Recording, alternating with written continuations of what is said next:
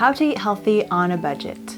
A lot of you tell me that you're trying to eat healthier, trying to make healthier and better choices, but that it's really difficult for you because your budget just won't allow it. And while healthy eating can definitely be expensive, there are some pretty good tips to make it more affordable. Here are my best tips to help you eat healthy on a budget. Plan your meals. During the week, take out some time to sit down and plan the meals that you want to eat and write down all of the ingredients that you need for these meals and just make a grocery list. This way you can stick to buying things that you actually need instead of buying things that you don't need at all, or things that you think you might need but you actually don't need, or not getting like the quantities and ingredients right, and just basically wasting money. Also, make sure that you eat a full meal before you go grocery shopping, because that way you're less likely to buy all of the expensive, ridiculously expensive snacks that you don't need or even want. Buy in bulk when possible. When I say buy in bulk, I don't mean that you should buy tons and tons of certain food items that you end up never using, or have like huge quantities of them at the same time in stores where you're able to do that. That's not necessarily what I mean. I mean buying like without the packaging. So you can buy things like pasta, rice, beans, oats, quinoa, lentils, nuts and seeds. You can buy all of these things in bulk without any packaging. You can bring maybe your own jars or some paper bags or things like that, and that will definitely be much cheaper than buying it pre-packaged. And you can actually check that. You can look at the price per pound or per kilogram of product that you buy and then compare that to the pre-packaged ones and see like where you make the better deal. And it's really something to be mindful of, and it's also better for the planet. So buy frozen, canned, or jarred fruit and veggies. Fresh fruit and vegetables can go bad really quickly, and that will result in wasting money. So you can totally go for the frozen option. This is much cheaper, and frozen fruit and vegetables actually have even more nutrients in some cases than fresh fruit and vegetables, because they're frozen at peak maturity. So you definitely can't go wrong with frozen fruit and veggies. Another thing you can do is buy jarred or canned vegetables. This you have to be a little bit more careful about. You have to check the label to make sure that they aren't adding a ton of sodium or whatever to the vegetables. But in most cases, especially with jarred vegetables, you can find really healthy with low sodium added vegetables, and that way it's much cheaper. Stock up on the basics. You can eat pretty cheap if you stick to basic food items like whole wheat pasta, brown rice, oats, whole wheat bread, beans, chickpeas, lentils, and also cheap fruit and vegetables like apples, bananas, oranges, pears, cucumbers, zucchini, carrots, broccoli, onions, potatoes. These are just examples, but take the time to research which fruit and vegetables are the cheapest at your local grocery store, and this can also vary depending on the season, so make sure to watch out for that as well. Skip the trendy health foods. Along those lines, there are a ton of healthy trend foods that are sure healthy, but not necessarily healthier than their cheaper alternatives. And it's just the marketing and the fact that you see every wellness influencer talk about them that will pressure you to buy them, but you can be just as healthy with other types of foods. For instance, potatoes are a great alternative to more expensive sweet potatoes. Frozen berries are as nutritious as acai or goji berries. Peanut butter is a cheaper and more nutritious nut butter than cashew or almond butter. Plant-based protein can be beans, lentils, chickpeas, tofu, instead of expensive mock meats. Oat or soy milk is even better than almond milk and much cheaper. You get the idea. Basically, there's great nutrition in cheaper and simpler foods. And this also goes for expensive supplements. Spice things up. So now that you're buying all of these more basic staple food items, you may get worried that things will become a little bit bland. And this is where I really encourage you to season your dishes. One thing I really recommend investing in is a herbs and spice rack where you can keep a bunch of dried spices and herbs. This will help elevate even the most basic of dishes, and also it will give you more recipe ideas that you can do and different, like a variety in what you're eating, even if it's only only like 1 or 2 basic ingredients, and then you can add like different spices to it and kind of change up the whole taste. For instance, you can add curry to rice and vegetables for a delicious vegetable curry, or replace that with paprika and chili powder for a spicier alternative, or just add some garlic powder and some dried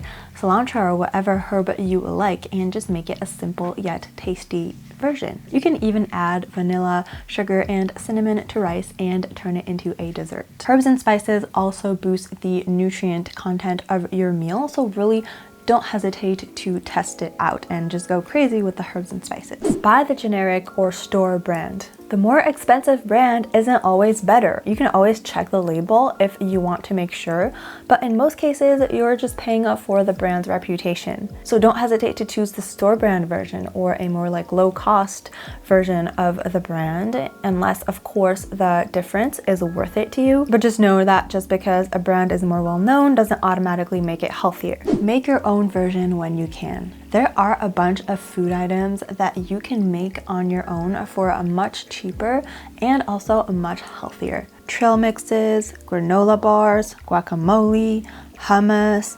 salads, sandwiches, pancakes, pizza, smoothies, soups, sauces, all can be made on your own and can be actually much tastier, much healthier, and much cheaper. Also, don't forget to swap out the baking mixes to make like any type of baked goods like cookies or cakes or muffins or brownies or pancakes or whatever.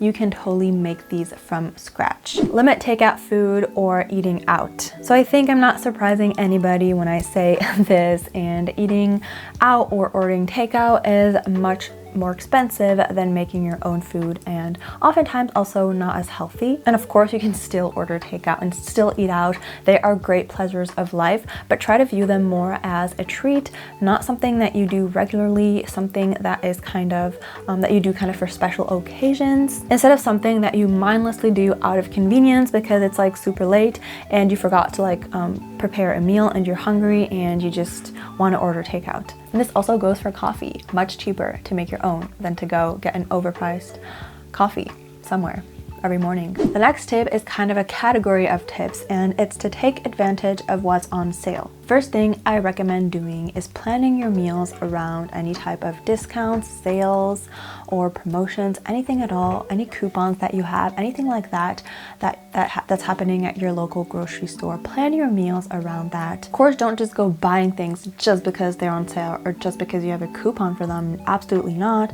But that can give you a basis to kind of plan your meal around.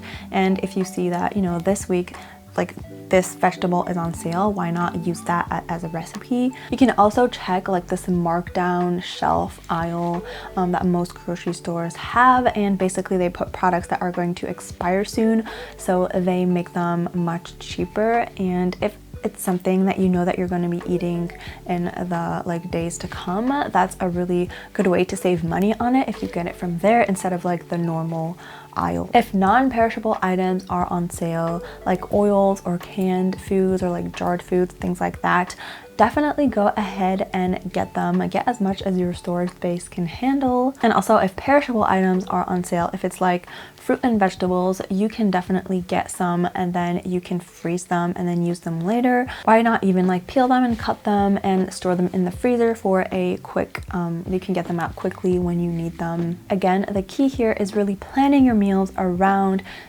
all of these items, not just buying things just cause they're on sale or whatever. If you do that, obviously you're gonna have tons of food that you won't end up eating, that will end up going bad.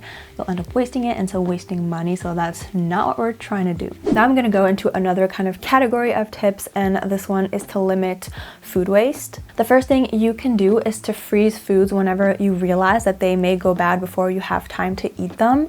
And in some cases that may kind of change the texture, but you can definitely switch it up and it can be fine. For instance, like spinach leaves, I freeze them all the time. They go bad so fast, but instead of using them as a salad, which I won't do anymore because obviously when they're frozen, the texture is kind of weird in a salad, but I can definitely still use them for smoothies or even soups. Another thing is that you don't have to throw your food away the second the expiration date is passed. Oftentimes the date up until which you can still consume that food is like much further ahead.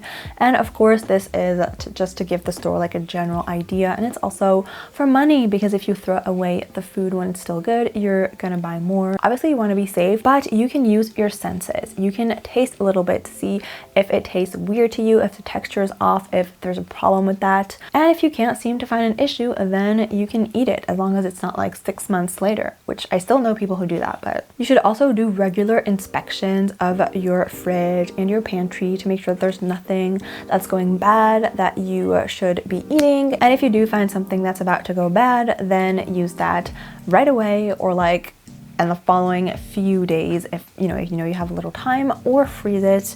But whatever you do, make sure that it doesn't go to waste. Also, when it comes to the food that you have on your plate, I definitely never would advise you to force yourself to finish your plate if you're not hungry, but that doesn't mean that you have to throw your food away. You can totally store it in a container and have it for your next meal. And so you're saving food, saving money, it's more convenient, saving time. It's just a win-win-win situation. And just a little side note, these are just tips on how to save money, but if any of these things that bring you pleasure and lots of joy in regards to food, even if it's not the best for your wallet, it's still important to treat yourself when you can. So if like getting your overpriced coffee at Starbucks every day is something that really sparks joy for you, I would say keep on doing it. So in short, eating healthy, balanced meals doesn't have to be expensive. Planning your meals, sticking to basic ingredients, making your own alternatives, and limiting food waste, and all of the tips that I mentioned above,